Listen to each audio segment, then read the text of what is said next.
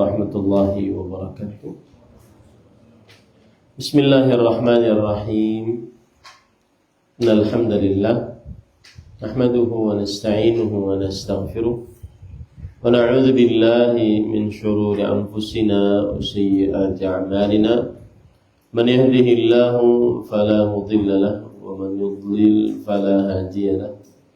Wa ashhadu an la ilaha illallah wahdahu la syarika lahu wa ashhadu anna Muhammadan 'abduhu wa rasuluh. Ya ayyuhalladzina amanu taqullaha haqqa tuqatih wa la tamutunna illa wa antum muslimun. Ya ayyuhan nasu taqu rabbakumul ladzi khalaqakum min nafsin wahidah wa khalaqa minha zawjaha wa batha minhuma rijalan katsiran wa nisaa'a.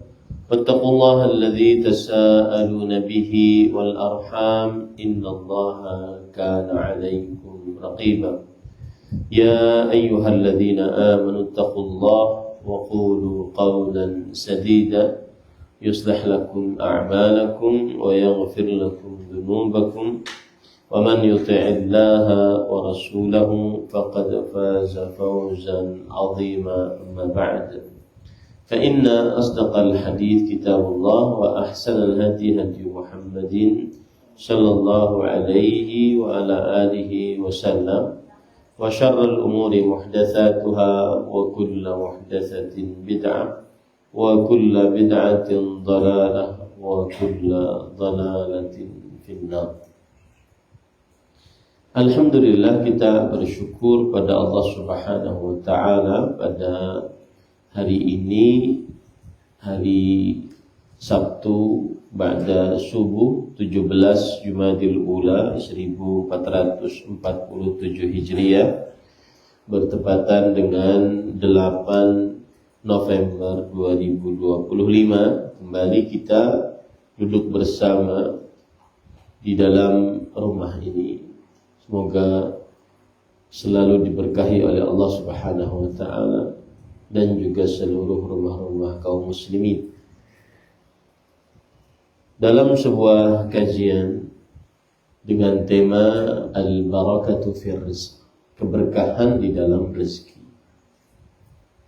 Salawat dan salam semoga selalu Allah berikan kepada Nabi kita Muhammad sallallahu alaihi wa ala alihi wasallam, pada keluarga beliau, para sahabat, serta orang-orang yang mengikuti beliau sampai hari kiamat kelak.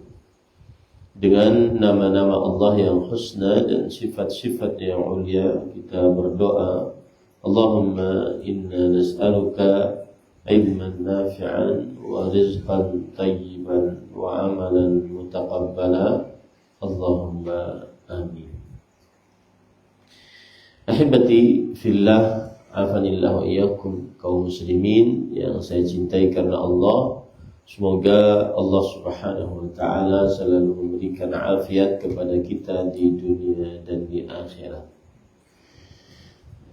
Allah Subhanahu wa taala telah menjadikan rezeki mencari setiap orang yang memilikinya.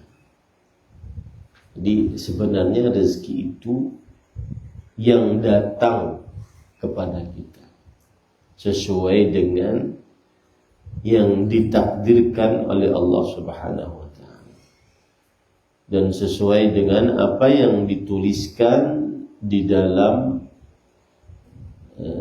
kitab takdir kita saat kita di dalam perut ibu kita. Jadi sebenarnya Allah Subhanahu wa taala menjadikan rizki setiap makhluk mencari pemiliknya. Itu poin penting. Ja'ala rizqa kulli makhluk yas'a fadlan minhu wa rahmah. Dan ini merupakan karunia Allah dan rahmat Allah Subhanahu wa ta'ala. Makanya Allah telah menetapkan rezeki manusia dari mulai dia di perut ibunya. Allah berfirman, Rasul sallallahu alaihi wasallam bersabda dalam hadis riwayat Imam Muslim, "Inna ahadakum yujma'u khalquhu fi batni ummihi 40 yawman nutfah. Thumma yakunu 'alaqatan mithla dhalik, thumma yakunu mudghatan mithla dhalik, thumma yursalu ilayhi al-malak fayanfukhu fihi ar-ruh wa yu'maru bi arba'i kalimat bi katbi rizqihi wa ajalihi wa 'amalihi syaqiyyun aw sa'id." Sesungguhnya penciptaan salah seorang di antara kalian di dalam perut ibunya 40 hari sebagai nutfah, percampuran antara sel sperma dengan telur laki-laki, telur perempuan.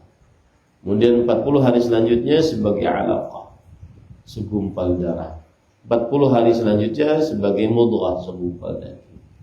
Lalu ketika sudah 120 hari datang malaikat diutus oleh Allah, kemudian diperintahkan oleh Allah untuk meniupkan ruh pada janin tersebut.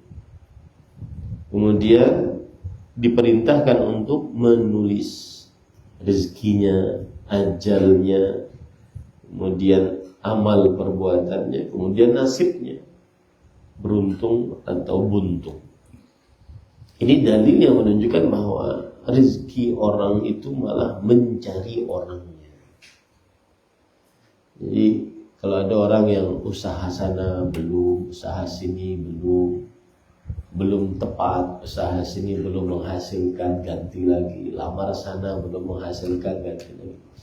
Itu sebenarnya dia sedang dipilihkan oleh Allah Subhanahu wa taala mana yang rezekinya yang memang tepat untuk. Karena pada dasarnya sebenarnya rezekinya sedang mencari dia sesuai dengan apa yang Allah Subhanahu wa taala takdirkan.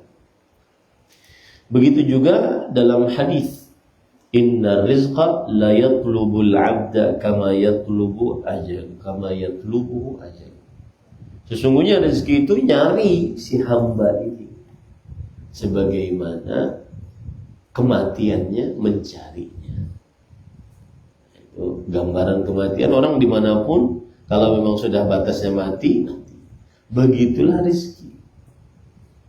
Bagaimanapun kalau memang sudah dapat rezekinya, pasti dia akan dapat rezekinya. Ini hadis diriwayatkan oleh Imam Muslim. Kemudian juga dalam hadis riwayat Imam At-Tabarani, lafadznya begini, aktsaru mimma yatlubuhu ajra. Bahkan rezeki itu mencari hamba lebih daripada dia kematian mencari seorang hamba. Subhanallah. Agungnya rahmat Allah Subhanahu wa taala. Luasnya karunia Allah Subhanahu wa taala. Saya sering mengatakan jangan takut dengan rezeki. Jangan takut dengan rezeki. Karena setiap dari kita sudah ada jatahnya. Bahkan rezeki itu yang nyari kita. Nah, cuma yang jadi permasalahan syubhatnya. Nah, buktinya Ustaz ada yang kekurangan. Buktinya Ustaz ada yang mati kelaparan. Sebenarnya yang kekurangan itu adalah dia yang merasa kurang. Seperti itulah sudah Allah kasihkan kepada dia. Sebenarnya yang mati kelaparan itu itulah pembagian Allah Subhanahu, bukan karena mati kelaparan. Paham ya? Nah, itu disahihkan oleh Imam Al-Bazzar dan juga Imam Ibn Hibban dan juga para ulama hadis. Aktsar mimma yatlubu ajal. Rezeki mencari seseorang lebih banyak daripada orang ajalnya mencari seseorang. Subhanallah. Dengan seperti ini hidup akan selalu optimis, selalu berbaik sangka, selalu lapang dada dalam qalbinya. Ya.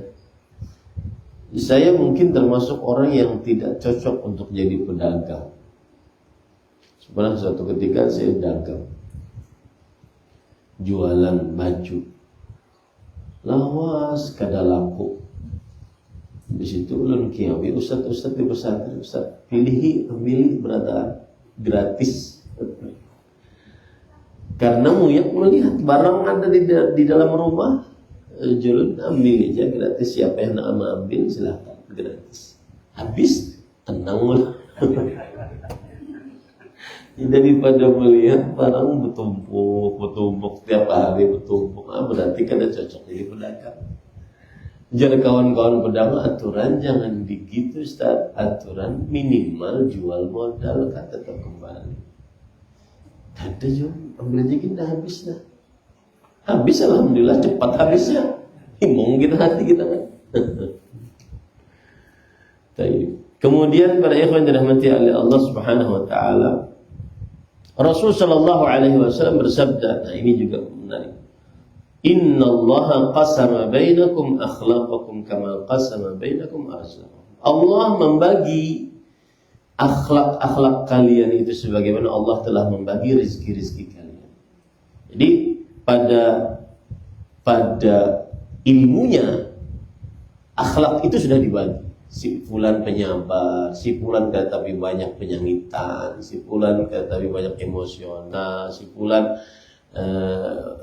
pensyukur, si fulan tapi banyak pandir. Akhlak dibagi sudah oleh Allah, dibagi macam-macam. Kadang Allah disamakan.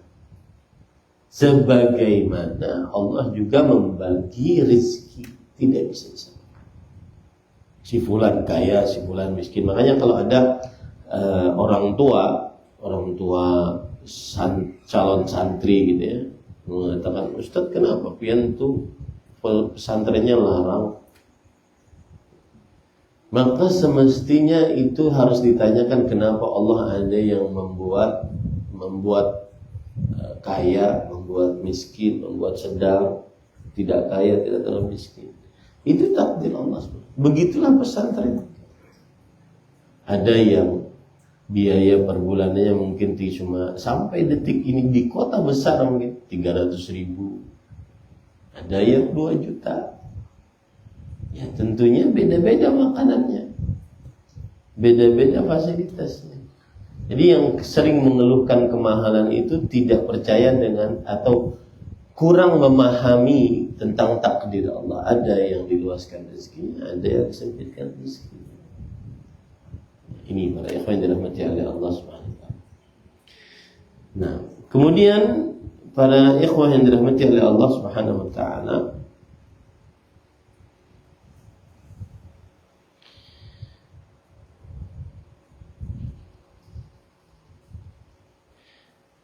yang harus kita pahami tentang rezeki juga. Ini saya ingin mendudukkan tentang rezeki dulu. Harta. Jadi harta itu poin pertama, mencari pemiliknya. Harta itu mencari pemiliknya karena sudah ditakdirkan oleh Allah Subhanahu wa taala. Bahkan harta mencari pemiliknya lebih banyak dibandingkan kematian mencari orang yang mau mati. Dari sini juga kita bisa ambil faedah bahwa harta itu sudah dibagi oleh Allah Subhanahu. Sebagaimana Allah membagi orang itu berbeda-beda akhlaknya, maka begitu juga rezeki dibagi oleh Allah Subhanahu wa taala. Nah, kemudian poin yang selanjutnya adalah bahwa Allah Subhanahu wa taala menjadikan harta ini dicintai oleh manusia. Jadi mencintai harta itu memang tabiat manusia. Rasa-rasanya gila yang kada suka harta. Ya. Hanya orang yang bukan manusia yang tidak suka harta.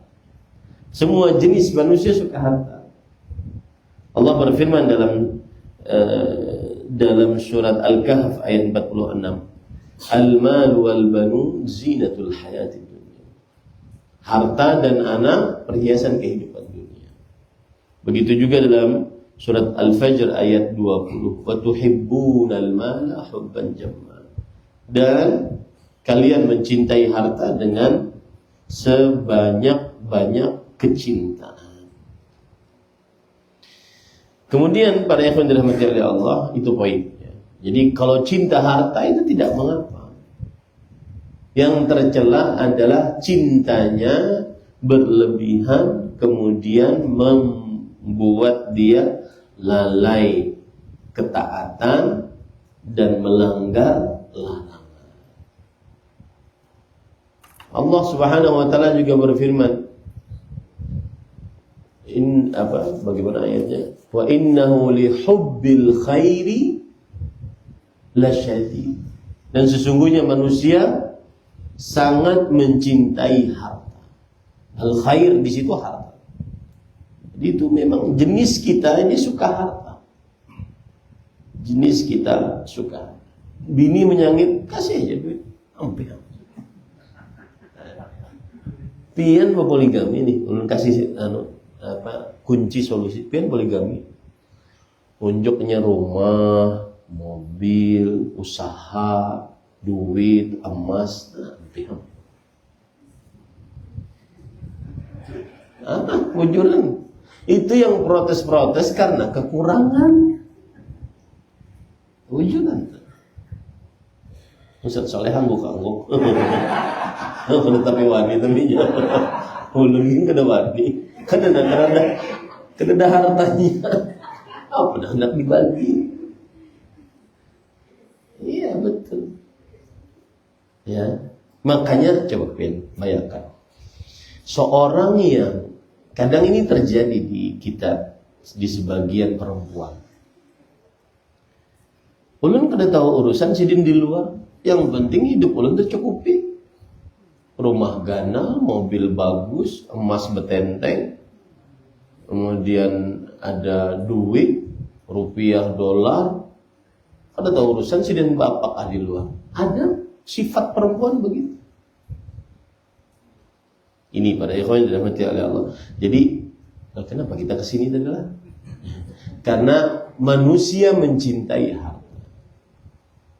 Manusia mencintai harta. Belum pernah ke penjara suka miskin. Penjara apa itu? Koruptor. Ada yang ngundang ulun, kemudian ceramah. Itu aja yang ulun sambutkan bahwa iya manusia pian ini korupsi karena manusia suka harta. Itu sebuah keniscayaan. Cuma yang keliru adalah ketika terlalu berlebihan sukanya sampai menghalalkan segala cara, sampai melalaikan perintah, melanggar larangan. Nah, ini yang keliru. Kemudian pada ikhwan yang dirahmati oleh Allah Subhanahu wa taala, hal yang patut diperhatikan juga bahwa harta banyak kebaikan kalau digunakan untuk ketaatan kepada Allah. Harta banyak kebaikannya jika digunakan untuk ketaatan kepada Allah Subhanahu wa taala. Contoh misalkan harta waris. Banyak kebaikannya untuk orang tua, untuk anak cucu, akhirnya mereka tidak kesulitan hidup setelah meninggalnya kita. Allah berfirman dalam surah Al-Baqarah ayat 180, kutiba alaikum, dituliskan atas kalian, idza hadara ahadakum maut, jika mendatangi kalian kematian, in taraka khairan al-wasiyah lil walidaini wal aqrabin bil ma'ruf haqqan 'alal muttaqin.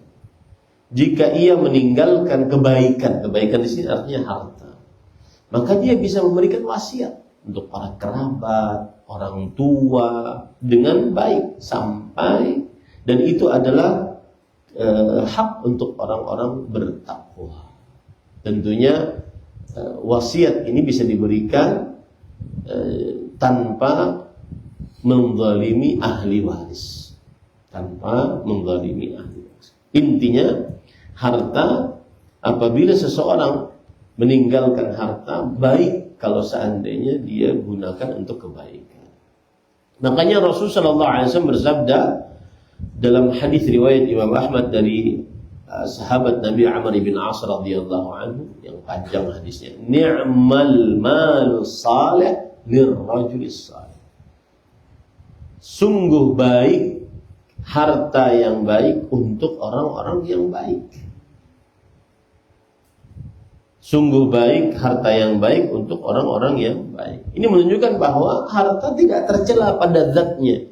Mencintai harta tidak tercela pada zatnya. Bahkan memiliki harta yang banyak tidak tercela pada zatnya. Asalkan digunakan untuk kesalehan. Rasulullah SAW juga bersabda, Ya Amr, ni'imma bil malir salih lirrajul salih. Alangkah indahnya harta yang saleh dimiliki oleh orang yang saleh.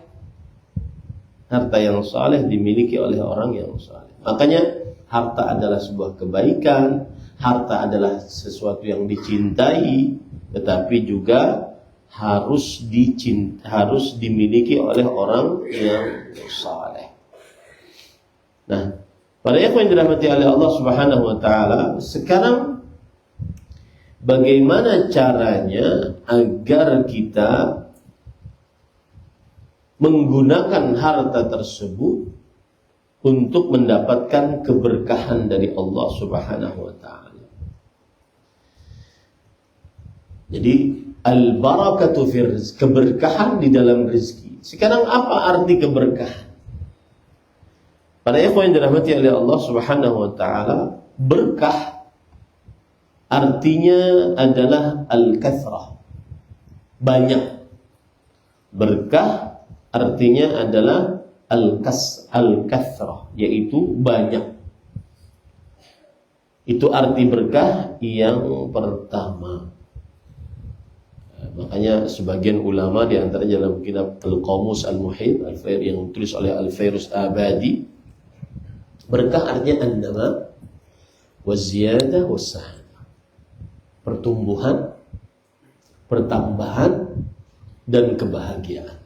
Itu arti berkah.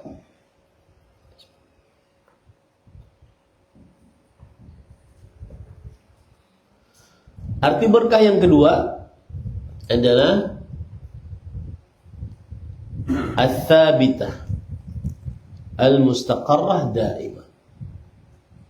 Secara bahasa berkah artinya adalah tetap, kemudian selalu, kemudian bertempat tinggal. Nah, dari sinilah para ulama mengatakan berkah itu adalah kathratul khair wa ziyadatuhu.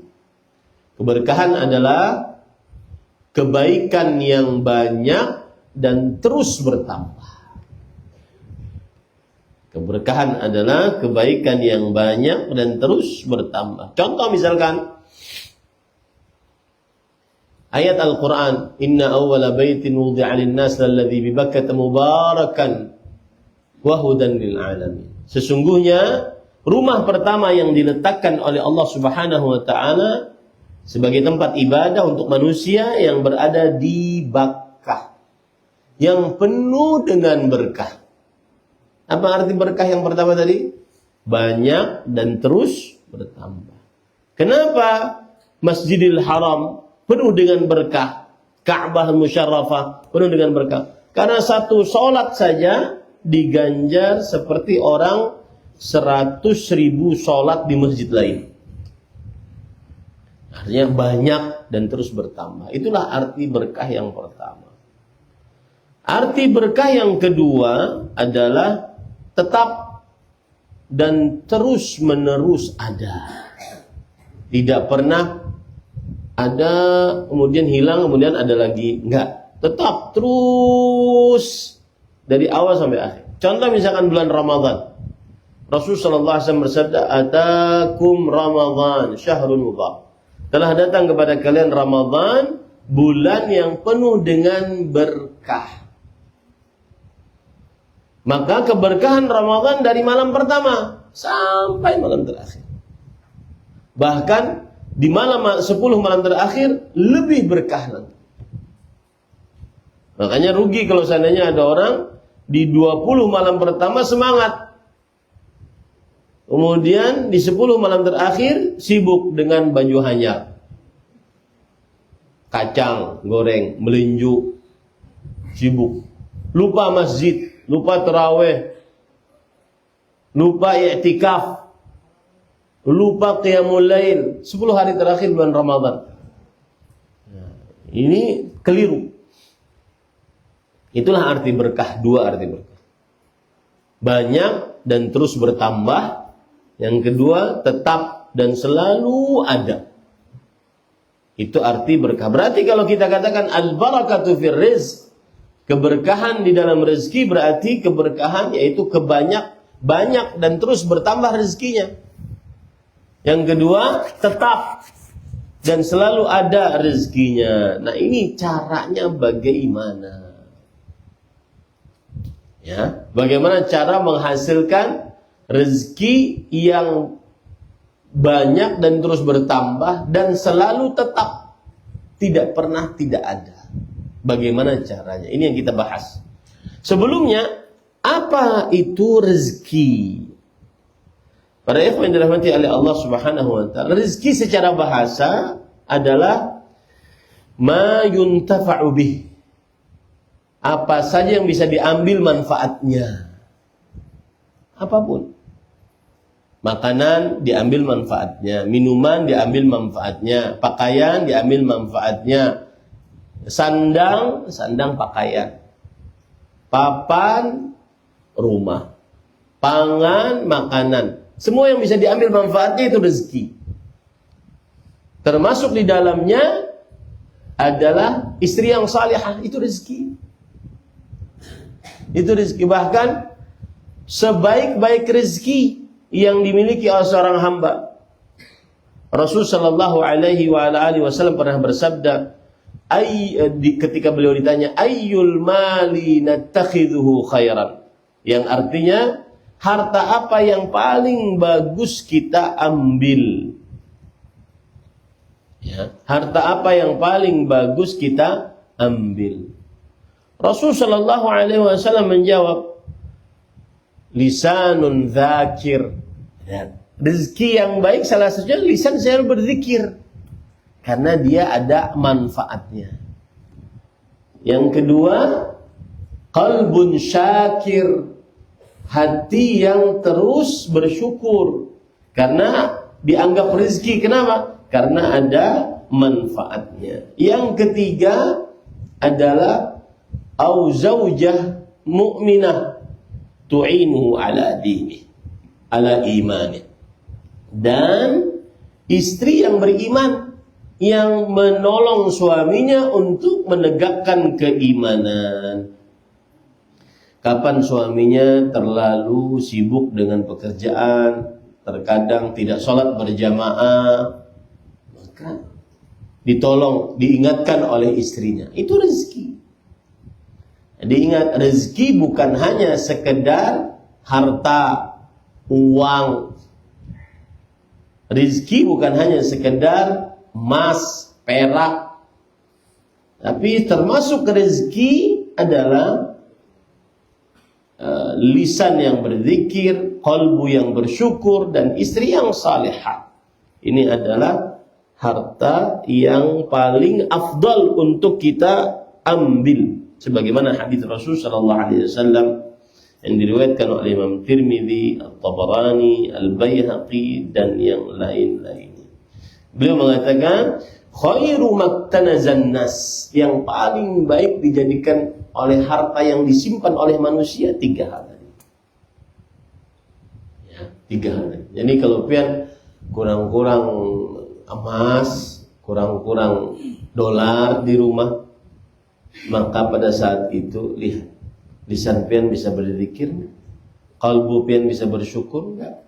Suami istri pian bisa menolong pian. Kalau pian memiliki itu, maka berarti pian memiliki rezeki yang paling afdal daripada emas dan perak. Nah, kemudian ahibati fillah, afani Allah wa iyyakum. Sekarang yang kita ingin bahas adalah bagaimana cara kita mendapatkan rezeki yang berkah tersebut. Karena kita sudah paham apa itu rezeki, apa itu rezeki, yang kemudian apa itu keberkahan. Sekarang Poin yang pertama, agar kita mendapatkan keberkahan, yaitu bertakwa kepada Allah Azza wa Jalla. Takwa kepada Allah ada dua hal, fi'lu ma'mur wa tarku mahdhur. Mengerjakan yang diperintah, menjauhi yang dilarang. Mengerjakan yang diperintah, menjauhi yang dilarang.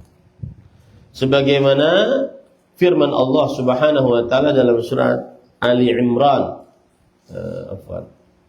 dalam surat At-Talaq ayat 2 sampai 3. Wa man yattaqillah yaj'al lahu makhraja wa yarzuqhu min haitsu la yahtasib. Barang siapa yang bertakwa kepada Allah, niscaya Allah akan menjadikan untuknya jalan keluar. Dan niscaya Allah akan selalu memberikan rezeki kepadanya dari arah yang tidak disangka. Ini para ikhwan yang dirahmati. Dalil menunjukkan takwa mendatangkan keberkahan pada rezeki. Bukan hanya dapat rezeki, tapi rezeki dari arah yang dia tidak sangka. Nah, kemudian para ikhwan yang dirahmati oleh Allah Subhanahu wa taala, dalil lain yang menunjukkan bahwa Allah akan memberikan rezeki kalau bertakwa, yaitu surat Al-Maidah ayat 66. Walau annahum aqamut Taurata wal Injila wa ma unzila ilaihim min rabbihim la akalu min fawqihim wa min tahti arjulihim. Kalau seandainya orang-orang Yahudi dan orang-orang Nasrani menegakkan Taurat dan Injil, tidak mereka rubah apa yang ada dalam Taurat dan Injil, mereka tegakkan, dan apa saja yang disyariatkan atas mereka dari Rabb mereka, niscaya mereka akan makan dari atas mereka dan dari bawah kaki mereka. Maksudnya akan turun hujan, kemudian akan tumbuh-tumbuhan yang menunjukkan rezekinya jadi berkah. Nah, ini para ikhwan yang dirahmati oleh Allah Subhanahu wa taala. Dan ini menunjukkan bahwa takwa membuat subur. Takwa mendatangkan keberkahan. Jadi kalau seandainya ada orang nanam tanaman, kemudian mulai usaha, itu di samping kita memperbaiki usaha kita, maka juga perbaiki hubungan kita dengan Allah. Sebagaimana hadis Rasul sallallahu alaihi wasallam, ittaqullah wa ajmilu fit talab. Bertakwalah kepada Allah dan perbaguslah dalam berusaha. Jadi yang pertama kali kita lakukan takwa kepada Allah, lalu usaha.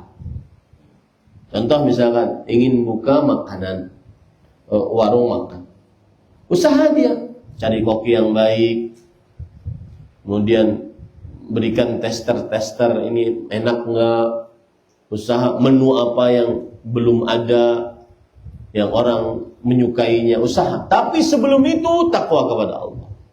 Ittaqullah wa ajmilu, bertakwalah kepada Allah dan perbaiki hubungan dulu dengan Allah. Baru setelah itu perbaiki usahanya. Barasnya yang memang asli, kemudian lauknya tidak sedikit, dan seterusnya. Kokinya nyaman, dan seterusnya. Nah, begitu juga di dalam surat Al-A'raf ayat 96. Walau anna ahlal qura amanu wattaqaw lafatahna 'alaihim barakatin minas sama'i wal ardh walakin kadzabu fa akhadnahum bima kanu yaksibun. Jikalau penduduk sebuah negeri beriman dan bertakwa, ya, takwa, syaratnya takwa, sungguh kami akan bukakan atas mereka keberkahan dari langit dan bumi. Ya. Itu adalah janji Allah Subhanahu wa taala. Makanya yang mau usaha dekat-dekat dengan Allah, perbanyak ibadah, terutama amalan wajib, baru setelah itu amalan sunnah. Salat berjamaah ke masjid. Perhatikan perihal salat, karena itu yang paling dicintai oleh Allah. Ya. Jadi bukan malah semakin ingin kerja, ingin usaha malah tambah jauh dari masjid, bukan. Harus tambah dekat dengan Allah Subhanahu wa taala.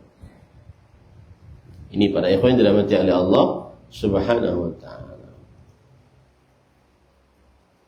Lihat penjelasan dari Imam Al-Qurtubi rahimahullah, walamma kanatil fara'id allati faradaha Allah taala ala ibadihi ahabbul a'mali ilaihi ta'ala falidhalika kana ada'uha ahabbu syai'in ilaihi ta'ala wa ashaddu taqarruban minhu.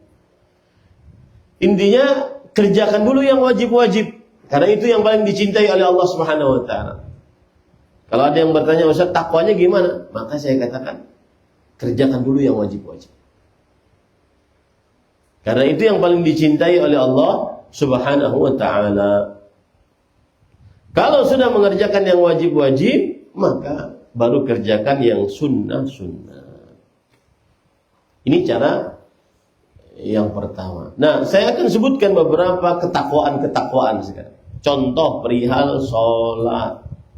Ya, perhatikan sholat. Jangan remehkan tentang sholat. Man hafadha 'alaiha kanat 'alaihi nuran wa burhanan wa najatan yaumil qiyamah. Siapa yang menjaga sholat, maka dia ada cahaya, petunjuk, dan keselamatan.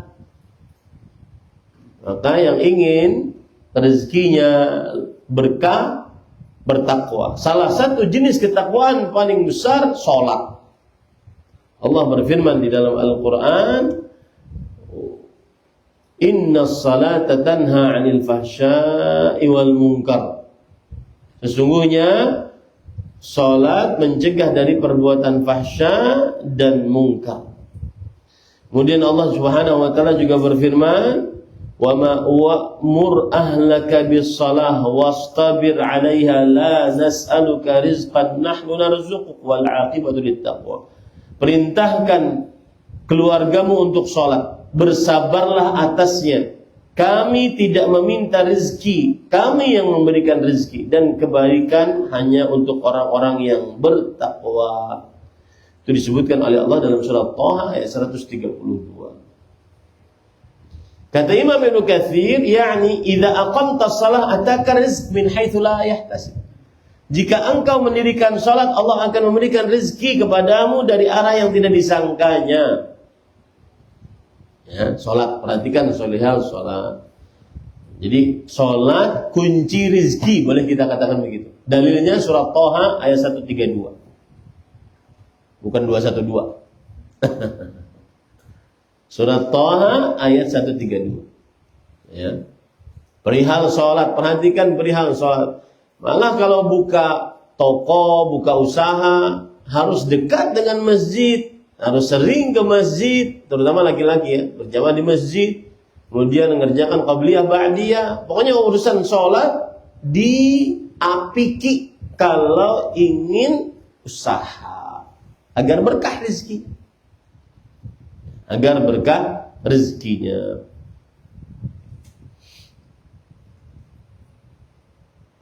Kemudian pada ikhwan yang dirahmati oleh Allah Subhanahu wa taala, Imam Ibnul Jauzi berkata, perhatikan baik-baik, kata beliau, as-salatu min akbaril 'aun ala tahsili masalih dunya wal akhirah. Salat pertolongan paling terbesar untuk mendapatkan maslahat kebaikan dunia dan di akhirat. Ini beliau katakan di dalam kitab Zadul Ma'ad. Ya, dikatakan oleh Imam Ibnu Qayyim al-Jauziyah, bukan Imam Zadul Ma'ad. Salat pertolongan paling terbesar untuk mendapatkan kebaikan dunia akhirat. Ini para ikhwan yang dirahmati oleh Allah Subhanahu wa taala. Al-Munawi di dalam kitabnya Faidul Qadir mengatakan, Al-Munawi ini ulama Islam abad ke-11 dari Mesir beliau. As-salatu mu'inatun ala daf'i jami'in nawaib bi'anatil khaliq alladhi qasada biha al-iqbal alayhi wa taqarrub ilayhi faman aqbala biha ala maulahu hatahu wa kafahu li'iradihi an kulli ma siwa wa dhalika sya'nu kulli kabirin fi haqqi man aqbala bi kulliyatihi alaih. Jadi gini Pak, kalau kita ingin sesuatu, maka kerjakan apa yang paling disukai oleh yang memiliki sesuatu tersebut. Paham ya? Allah memiliki rezeki, maka kita ingin minta rezeki dari Allah. Kerjakan apa yang paling disukai oleh Allah. Yang disukai oleh Allah diantaranya adalah sholat. Perhatikan perkataan beliau. Sholat menolong untuk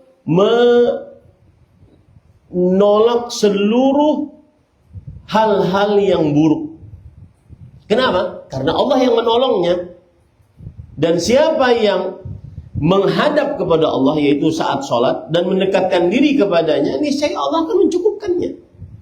Kenapa? Karena Allah itu Al-Kabir, yang maha besar. Dan yang maha besar senantiasa dia akan perhatian kepada orang yang perhatian kepadanya. Paham ya? Allah yang maha besar senantiasa akan perhatian kepada makhluk yang perhatian kepadanya. Dan perhatian makhluk kepada Allah adalah dalam sholat. Perhatian makhluk kepada Allah adalah dalam sholat. Nah, ini luar biasa para ikhwan yang dirahmati oleh Allah Subhanahu. Yang kedua, termasuk ketakwaan adalah haji dan umrah. Nah, ini tentunya bagi siapa yang menyanggupinya. Sebagaimana dalam hadis yang diriwayatkan oleh Imam Ibnu Majah, Imam Tirmidzi, An-Nasa'i, Imam Ahmad dari Abdullah bin Mas'ud radhiyallahu an, Rasul sallallahu alaihi wasallam bersabda, "Tabi'u bainal haji wal umrah, fa innahuma yanfiyani al-faqra wadh-dhunub." Selalulah ikuti haji dan umrah. Haji ikuti umrah, haji ikuti umrah, haji ikuti umrah. Selalu begitu. Sesungguhnya kedua-duanya menghapuskan kemiskinan dan dosa. Kama yanfil kiru khabathal hadid. Sebagaimana ubupan api pada pandai besi menghilangkan karat-karat yang ada pada besi.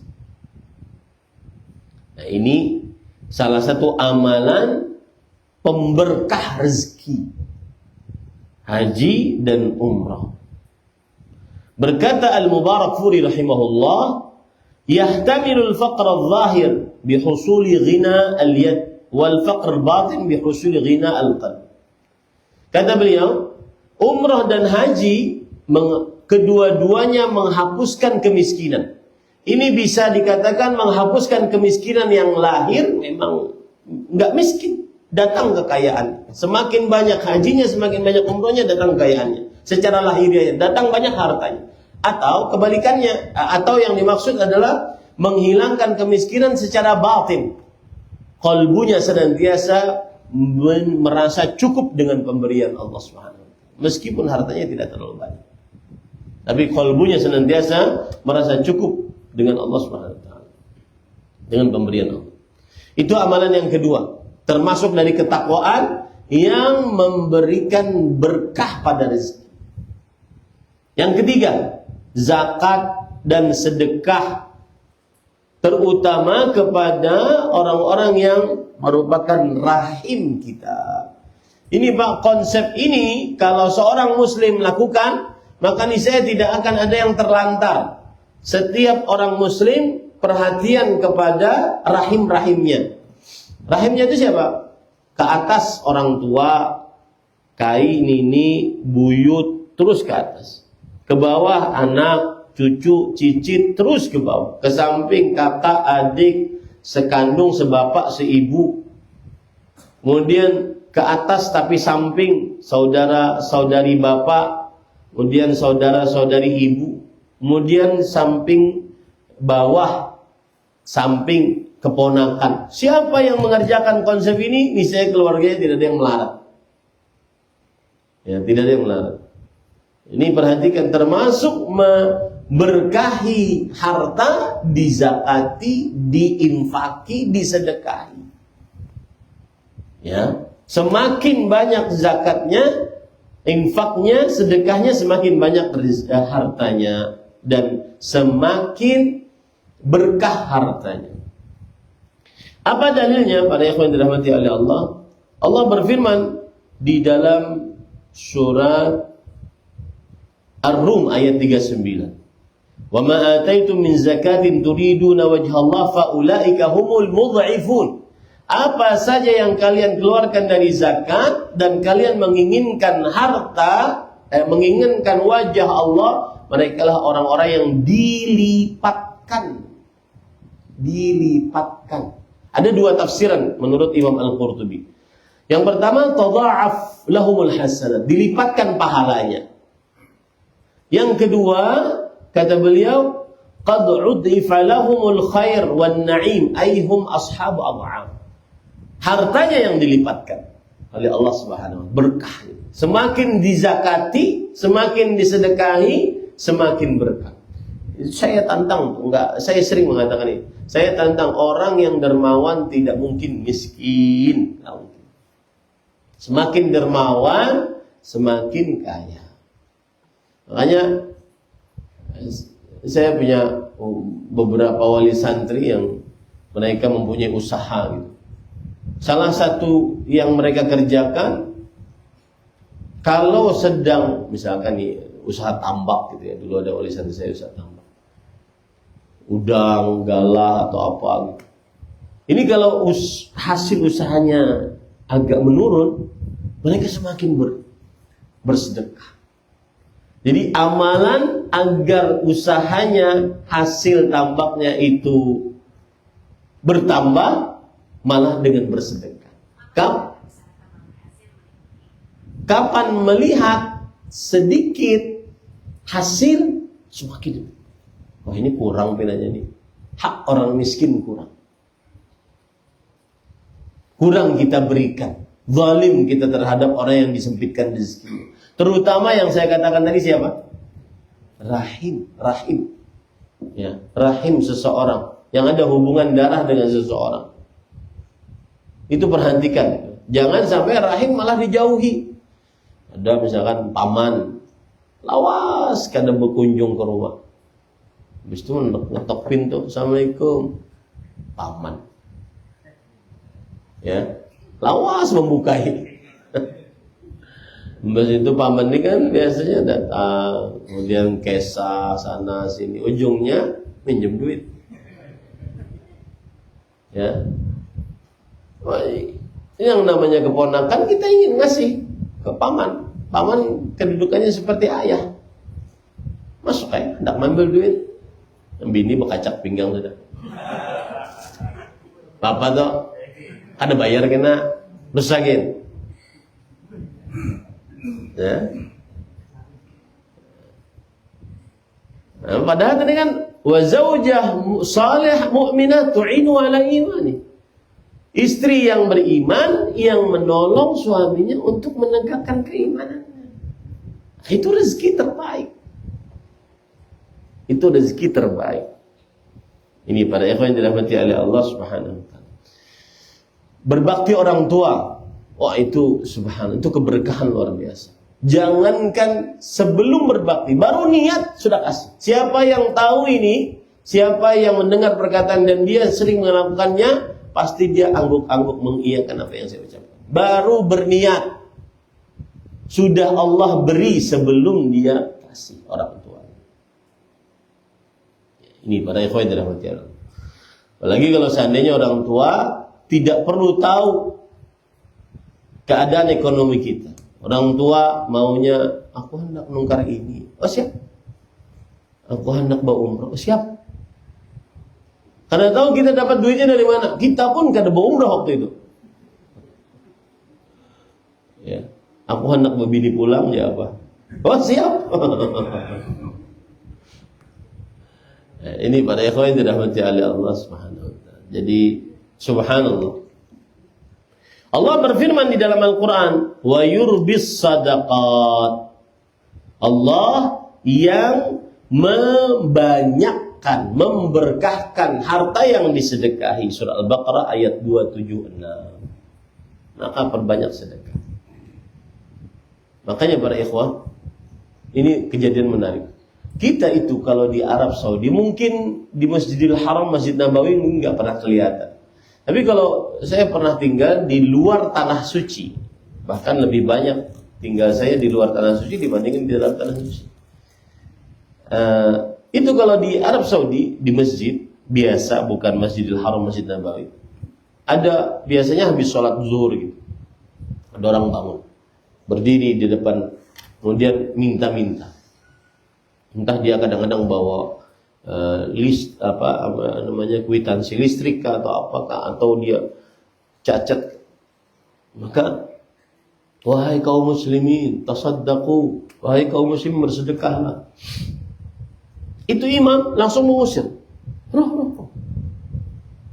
Kenapa? Karena ketika ada orang yang masih minta-minta di tengah kita, itu menunjukkan bahwa negeri itu miskin, bukan berkah. Ya, makanya ada tempat-tempat, kadang tempat-tempat ziarah penuh dengan orang peminta-minta. Itu bukan berkah, itu malah menunjukkan kemiskinan. Seharusnya orang tidak perlu lagi untuk minta-minta, karena sudah di cover oleh orang yang diluaskan rezekinya. Ini saya pernah mendengar fatwa tersebut dari Syekh bin Baz. Jadi tidak boleh secara peraturan negara, ya, tidak boleh ngasih, bukan secara agama ya, secara peraturan negara di sana tidak boleh ngasih orang yang minta-minta di masjid, karena itu menunjukkan kemiskinan. Semestinya sudah tidak ada lagi orang minta-minta, karena sudah di cover oleh orang-orang yang diluaskan rezekinya untuk memberikan sedekahnya atau infaknya. Sama juga dengan pembangunan masjid. Nggak usah itu. Semestinya yang diluaskan rezeki yang mengajukan dirinya. Saya yang akan mengcover pembangunan ini. Tidak perlu untuk di jalan-jalan minta-minta dan seterusnya.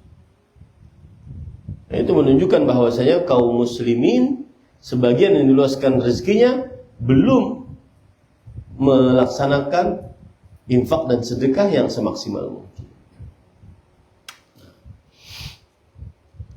Rasul sallallahu alaihi wasallam bersabda dalam hadis yang diriwayatkan oleh Imam Muslim, "Ya bani Adam, unfiq alaik." Wahai anak Adam, sedekahkan hartamu, aku akan ganti.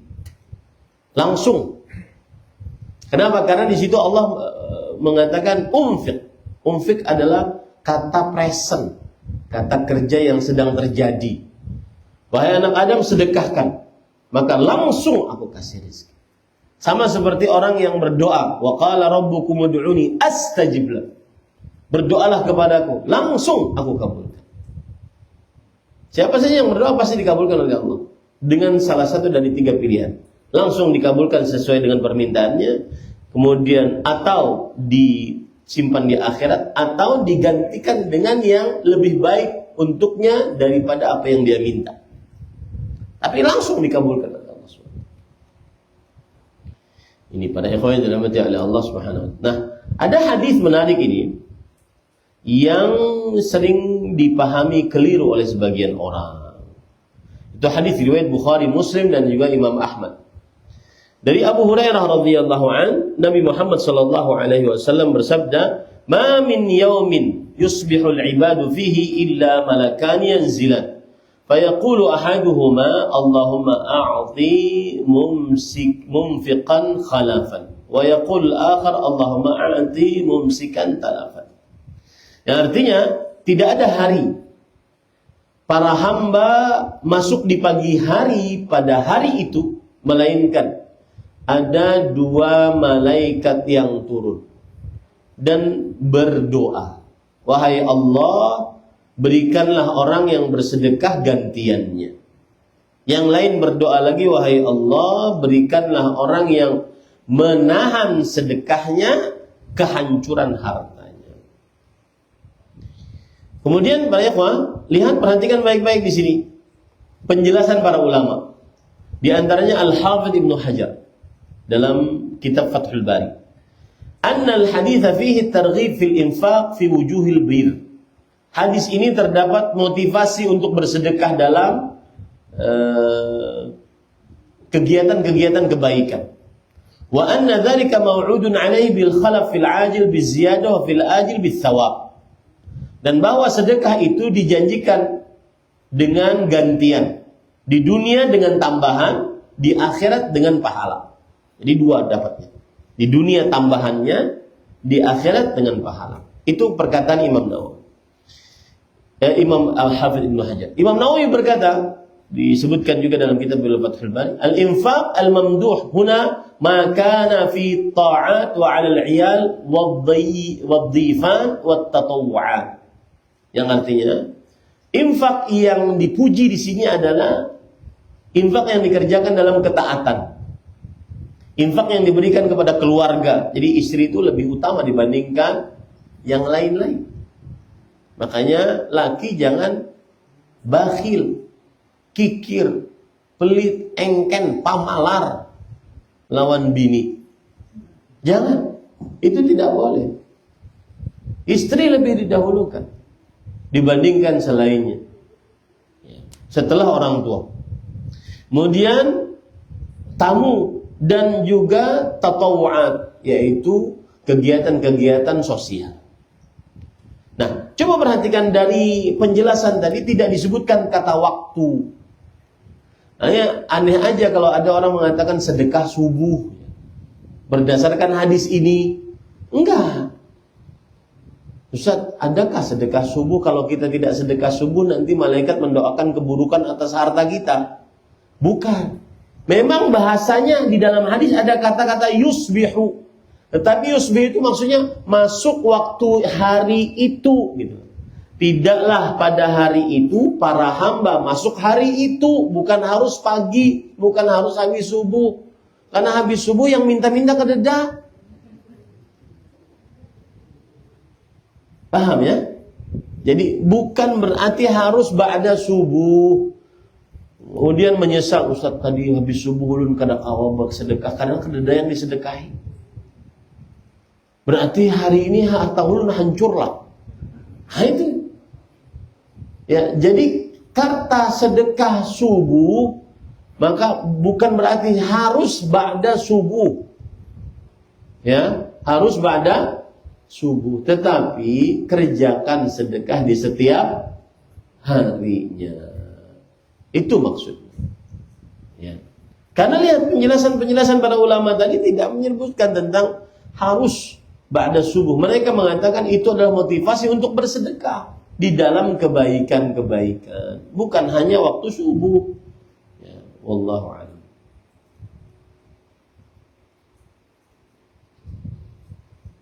Nah,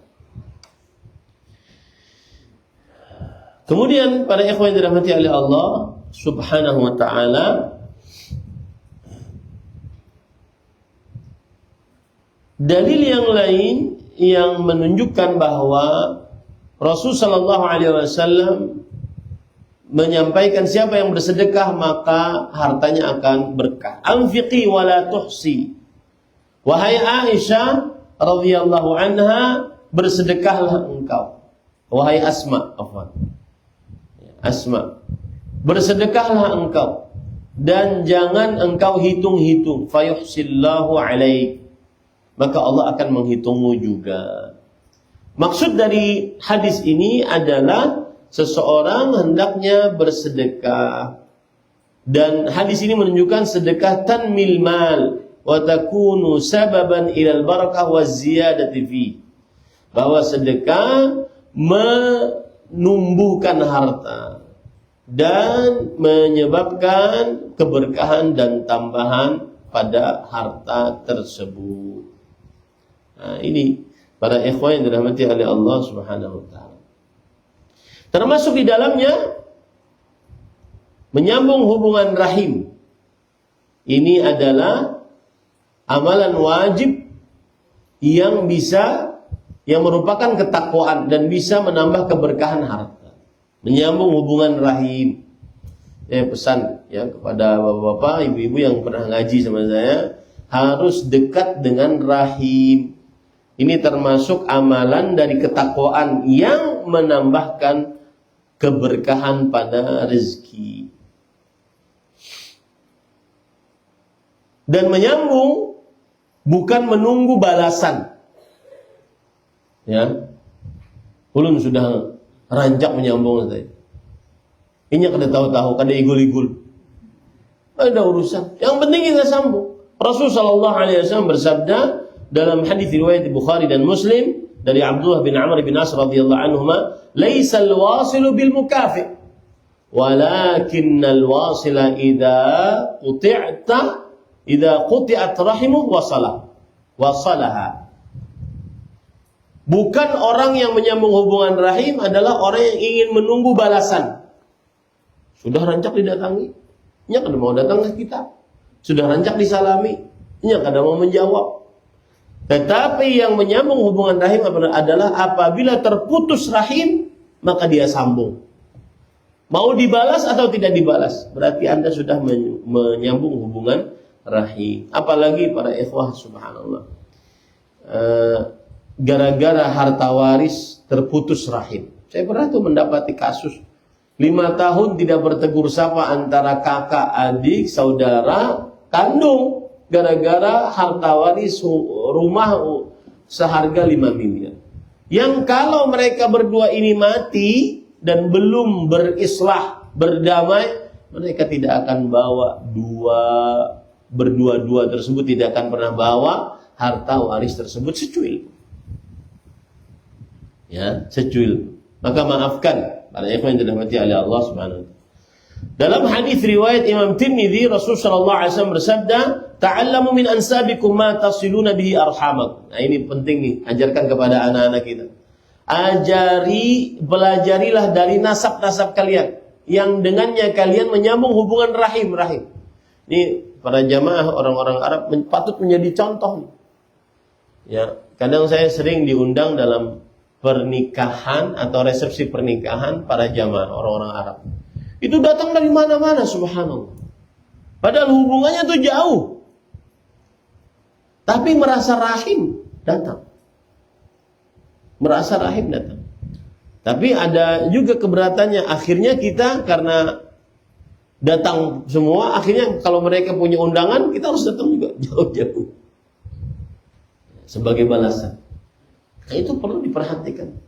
Saya pernah di Arab Saudi, keponakan itu seperti anak sendiri, subhanallah. Jadi ada keponakan Syekh waktu itu lulus kuliah gitu. Kemudian saya diundang, Ahmad nanti datang ya. Saya ingin merayakan kelulusan keponakan saya. Keponakan dirayakan dengan makan-makan saja, nggak ada doa bersama, nggak ada yasinan ya. Makan-makan saja. Pokoknya senang gitu, senang. Subhanallah, saya bilang ini adab yang luar biasa dan kebiasaan yang baik. Ya. Keponakan itu seperti anak sendiri, paman itu seperti bibi itu seperti ibu sendiri.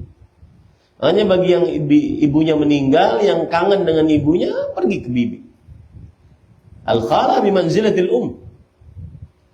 Bibi itu saudari ibu, itu kedudukannya seperti ibu.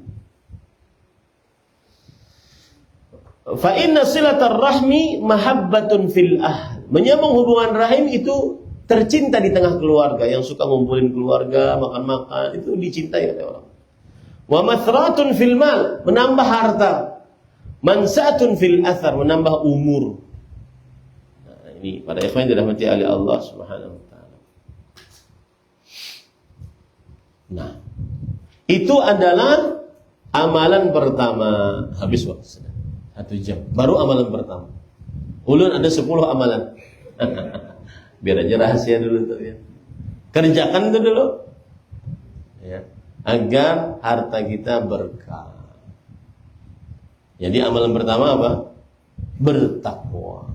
Dan takwa contohnya tadi sholat, kemudian zakat, sedekah, menyambung hubungan rahim, ya, dan seterusnya. Ini yang bisa disampaikan. Amalan-amalan selanjutnya belum sempat ya, nanti kita atur pada waktu yang akan datang. Semoga ulun ada kesempatan lagi datang ke kadangan ini Wa sallallahu nabiyana Muhammad walhamdulillahirabbil alamin. Wassalamualaikum warahmatullahi wabarakatuh. Ada yang ingin bertanya mungkin satu dua? Atau lapar sudah nanya udah segini lah. Ya. Silakan. Baik, jazakumullah. Sama ini sesi kuliah dari doa beliau. Sama setelah ini beliau ke Arab untuk doa yang sesi keempat. Jadi ini kalau ada waktu, ini bagus tengahnya. Dosa menghalangi keberkahan hidup. Jadi yang ada berkah hidupnya yang sering susah mungkin kalau banyak dosa. Dan ini solusinya. Jadi biar yang ada kesempatan, ada waktu, ada mujahadah, silakan ke Alam You di Masjid Al-Mukarrabin. Jadi keluarga Sermata jam 10 mulainya. Untuk muslimah habis asar. Gue pikir situ wajib istirahat. Jadi